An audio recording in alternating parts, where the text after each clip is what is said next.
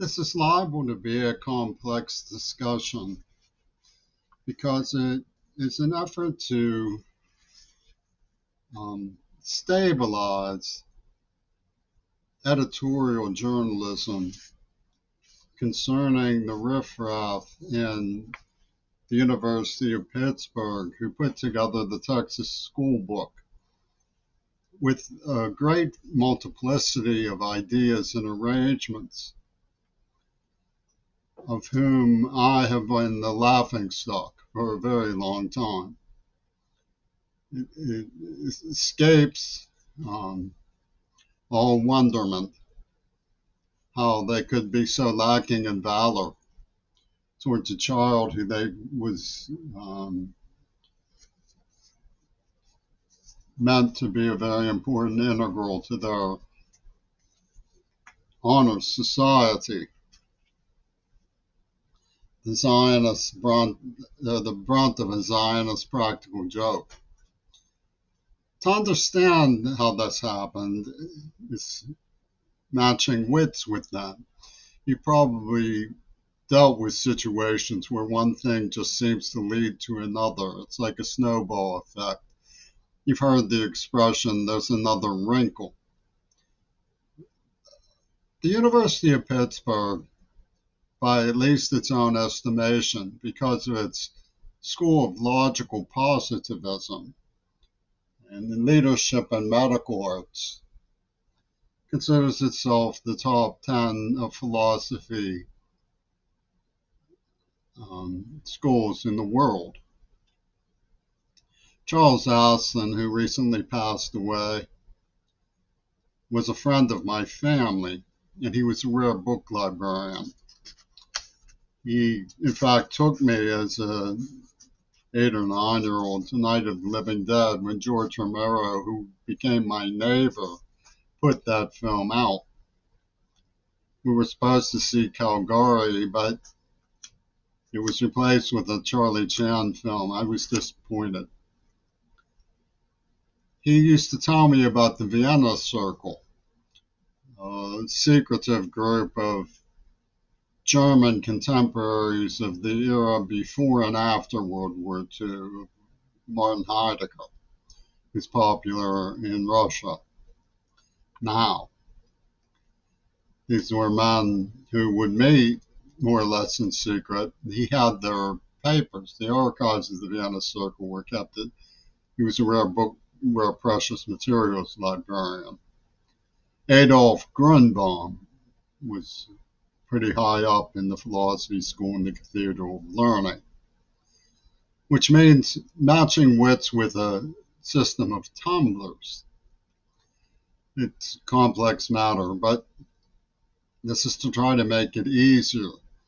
The basic issue came out when I attended Mark Nordenberg, who was then dean of the law school, lecture for the class of 1984, when he was saying that the lawyer's job is to win, even if he knows the person is innocent or the cause is unjust. And I was very indignant. My father was a philosopher of education and senior faculty at that school. The philosophy that they're espousing and the movement that they perpetuate believes clearly that might makes right. The German intellectuals, if you ever subjected yourself to Hitler's table talks, he fathomed himself to be an intellectual giant. He believed that predatory power was moral, that might making right was moral. My father, when he heard might makes right, meant might.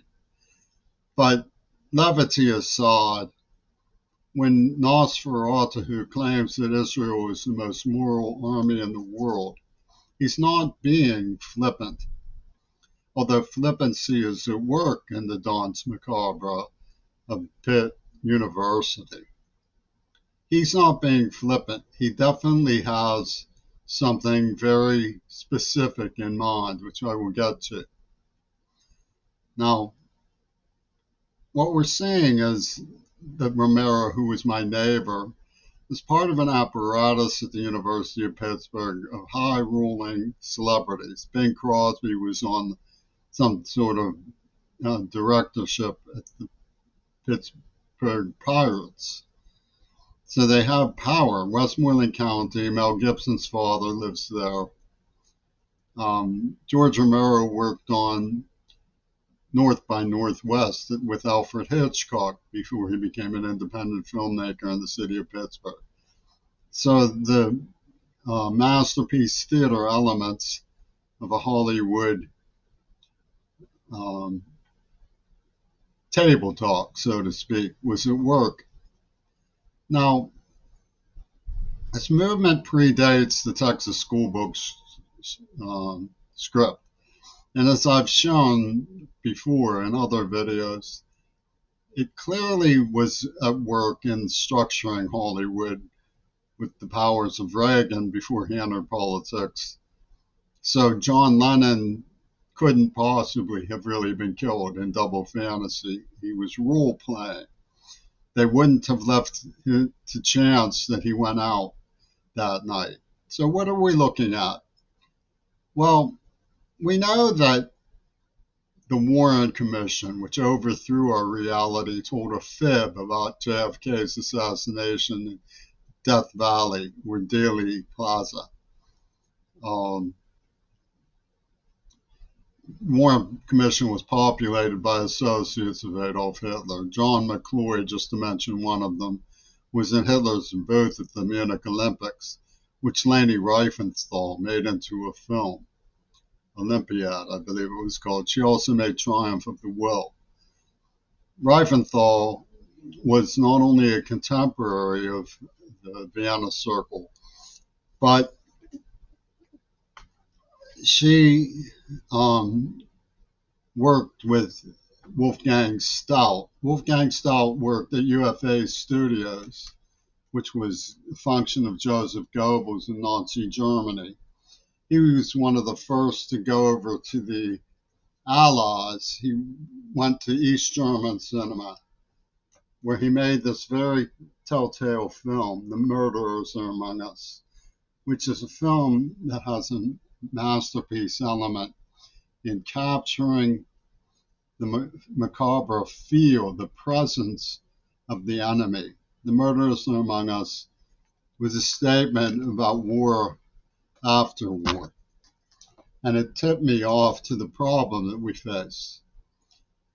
He went over to the Russians, but he defined a whole movement that developed by the way he captured, or evoked, I should say, the presence of the enemy in the film. The Murderers Among Us, well,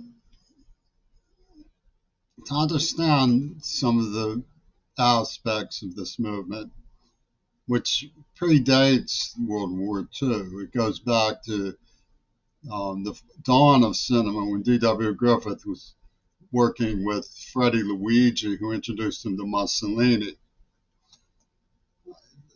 But you can take a certain fancy to the enigma of Woody Allen, who has a film called What's Up, Tiger Lily, in which he provides erroneous subtitles. It's a Japanese detective film, but he recaptions it with caption syncing. That's even though it was meant to be a laugh, that doesn't mean that he wasn't aware that something was going on with the lip syncing in Japanese film, as I have shown in Alias Little Boy. So he's tipping off to a super story which exists, which is turned into the thumb screws of the play it against Sam aspect of Nosferatu's rampage in Gaza. Woody Allen and Nosferatu go way back. They worked together on such films as Serpico and Everything You Wanted to Know About Little Jimmy Curry's Sex, but he was afraid to tell. The claim of Nosferatu of being the leader of the most moral army isn't spurious. They have a concept. Leni Riefenstahl wasn't just a partner of Hitler's, but she was instrumental in adapting the long dehumanization of the people of Africa into the power of a cinema from Africa, which militarizes Africa and glamorizes their triumph of their will. Militarization tends to feed on dehumanization. The idea that Nosferatu is the leader of the most moral army in the world, it clarifies why Yoko Ono was such a good partner for him in the AIDS attack. Because Japanese have a reputation for being the world's most loyal wifeys. So Onohu, that appears on the German Green Party's defacement of my father's obituary, testifies to the idea that I was the antithesis of because I was being passed around by loose women. The totalitarian idea of Christianity was built into Ronald Reagan's personality cult. I did not like him. Donald Ostro and one of the women who was given working papers to use me for their biological intrigues was present, as well as his father, Val Ostro, when Byron Byington Harrington showed up in pink. And Val Ostro is like Valentine's Day. It's like VO5, Dravo, Dracula voted out, Drac Singer, who pretended to be killed to watch me cry. And Jane and Jeff Thompson had a role behind the scenes in making sure that I was too subjection to speak of what they were doing to me. So Westmoreland County has a certain importance to this operation of thuggery from philosophical voodoo operators in Hollywood. But you may remember that Martha Gellhorn, who was Eleanor Roosevelt's best friend, signed on with my investigation. In 1990, when I was living in Montana, she threw herself in my path and wrote to me. She was played by Ingrid Bergman in For Whom the Bell Tolls. Ingrid Bergman, like Wolfgang Stout, originated with UFA in Nazi Germany, and she had presence. She was in, with Humphrey Bogart, Casablanca, which sort of flippantly tells the story of the turnstile in favor of the Allies, while really undercutting that by letting in the back door of Hollywood the Axis cinema that was to murder JFK for Hitler Reagan. Humphrey Bogart says of her at one point, "For your sake," to Victor Laszlo, "I let her pretend." So for the sake of Reagan, Hitler let us pretend that we won World War II temporarily. And I was assigned by Sean Brooks and Ralph Brooks and the Toffs the role of being the child of a humanist, deaf because of the silent scream in the womb. And Val Ostro held me captive in a CIA safe house of sexual indoctrination, brainwashing by brutal pedophiles to make me believe the nonsense that sex out of wedlock is A-OK. We see Graham's thinking in the way that he glorified Guyana's mass suicide as freeing up land for the Lord. He also calls a man they call Hitler, Lazarus, for back from the dead. certain things they've said about JFK, like not even Hitler, redounds stupidiously with the mindset of the macabre that exists. In fact, Aaron Bushnell may be an allusion to Barry Zewick, who sold Bushnell's for the totalitarians of the hanky-pank state in Christianity. If you want to know why I think Ingrid Bergman was chosen to play Martha Gellhorn, not just because they had a certain similarity of glamour, but because it alluded to a fellowship before and after World War II. You can look at Reagan's film with Errol Flynn, which says has the U.S. over the swastika in the word "rather us," and Guns of Navarone, where those are our friends, cuts to Germans traipsing down the Parthenon. So when you look at the situation with Ingrid Bergman, you're also looking to a certain extent at the situation with Greta Thunberg in the Pennsylvania German community.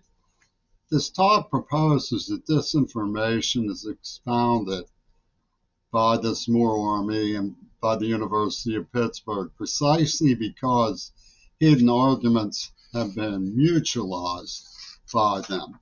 They make it sound like the truth is impossible to obtain, but the truth summarizes into only two people would know, which they put in their script in the book called The Man Who Framed Himself. Nothing is impossible if it has a precedent. So when you look at my father's obituary and see Donoghue greening of Germany and injecting parochial values, you do get the idea of what they're up to. Born in Australia with kangaroo-colored hair, Arnold's daughter, Leslie Sonetta Katz, is proven as suspicious as I feared. The arrest of her friend and partner, John Schulman, for exotic museum heists showed her talent being put to crime. Matthew O'Reilly, Joel Kaplan, and Robert Fripp all took great liberties spreading disinformation as advocates for her using deranged signifiers like teriyaki to allude to premeditated scripts that they impinged on the persona's experience, to quote Pope Coral. The experiment they pulled on Mount Desert Island was part of a monotonous series of illustrations for and justifications for the AIDS attack.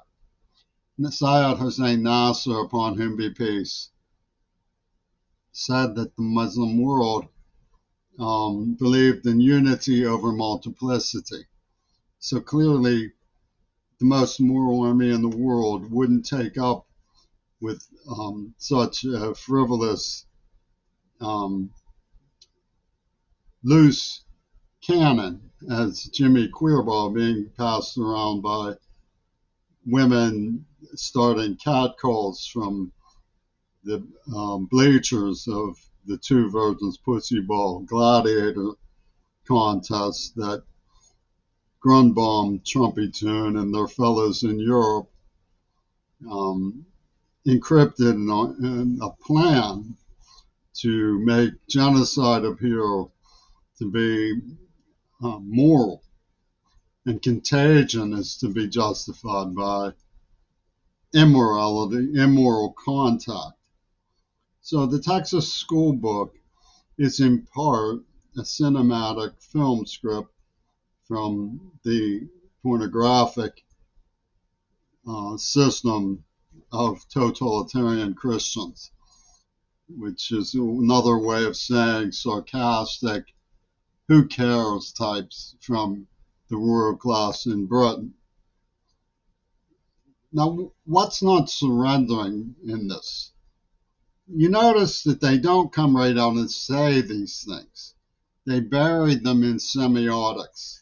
Reagan deigned to pretend that he had been shot. True, he made sure his lawyers had me on hand to laugh about it in my face.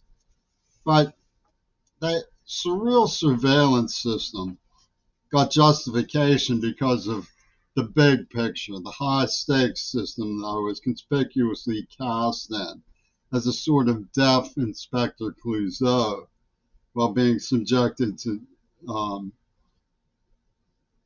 Ivy League hate. Like Tammy Simon, a lookalike of Lenin, who's seen on the web photographed with the Dalai Lama, was an acolyte of a magical lesbian religion she called androgyny.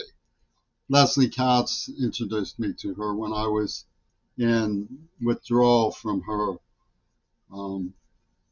vespers of an orgy nature, which left her, despite its indulgence, still a virgin. Something that my good conduct was well chastised, let's put it that way. So, what's not surrendering to this is that people be advised and full knowing about it. They were very slippery and tended to sidestep what they were up to. Ray Geiger taught me to paint some things like a Greta Garbo he worked with that I pulled out of the trash. So this operation was called Little Girl. That's the essence of the idea, was that people who abandon the role of the martial and chivalric code of protecting their one lifelong virgin are responsible for predatory relations with little girls who totalitarian Christians proved this by hiring spitefully and issuing working papers for the project, what Greg Carl called the group project, what his brother described as me being put in a gaseous paint chamber. Those were papers that were taken from me, but they do still exist. I was gassed for art, as art for art's sake, they seem to be barking. So to get people to admire what they were doing had to be more slippery than coming out and saying, "Mother, may I shoot JFK?" Because not many people would have gone along with that at the time. And what they're doing is keeping it friendly between the elite. In other words, "those are our friends" was meant to be quite literal. "Those are our friends," says Egypt about Israel. "Those are our friends," says Ingrid Bergman about Martha Gellhorn. I think it should be pointed out that there's reason to believe that Martha Gellhorn balked by committing suicide on 2/17 as a signifier of two virgins' pornographic genocide.